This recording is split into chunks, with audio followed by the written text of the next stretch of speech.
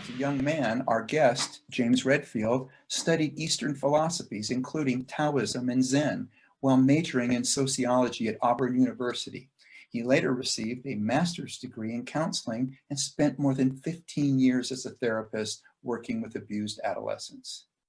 During this time, he was drawn into the human potential movement and turned to it for theories about intuitions and psychic phenomena that would help his troubled clients.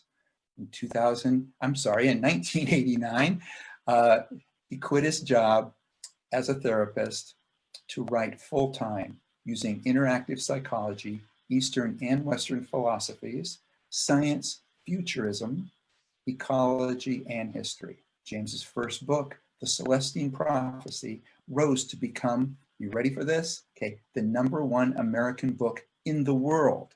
It was a New York Times bestseller and #1 international bestseller.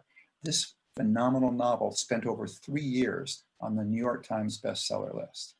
Now, he continued the story with the sequels, The 10th Insight, Holding the Vision, The Secret of Shambhala, In Search of the 11th Insight, and The 12th Insight, The Hour of Decision. James is also the author of the nonfiction title Celestine Vision and co-author of God and the Evolving Universe. He also co-wrote and co-produced the film version of the Celestine Prophecy movie.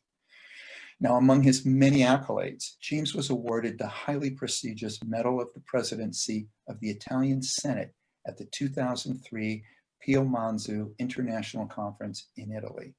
James has received Humanitarian of the Year Award honors from both his alma mater, which is Auburn University, and the International New Thought Alliance. James, welcome back to Answers for the Family.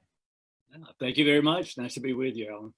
Well, it is my pleasure, and I would love if you could kind of bring us up to date. So bring the listeners up to date as to what you've been up to since the Celestine Prophecy, and bring me up to date since the 12th Prophecy, because that's the last time I spoke with you. Well, it's very interesting. You know, I think it's a new time in the world. We have re-released the Celestine Prophecy. It's being passed around by 2 new generations, which is a lot of fun. And until the shutdowns, you know, we were touring widely internationally.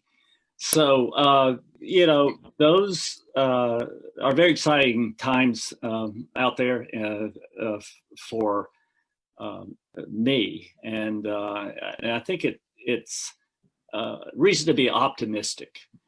Because these 2 generations are looking for more in life, and they're asking the higher questions suddenly, and that's really because their generation is reaching a certain age. You know, well, it's really 3 generations all asking larger questions, because the baby boomers want to know, what about legacy? Look at this world. What can we do to help?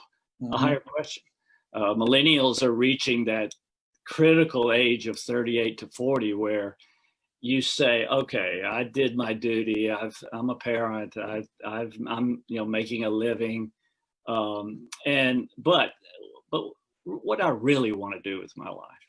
And then you have the children of millennials, that who are facing college, winding up. I mean, these are 3 huge generations, all asking the higher questions. And then on top of that, click here for the next video. Now, if you want to subscribe, please click below.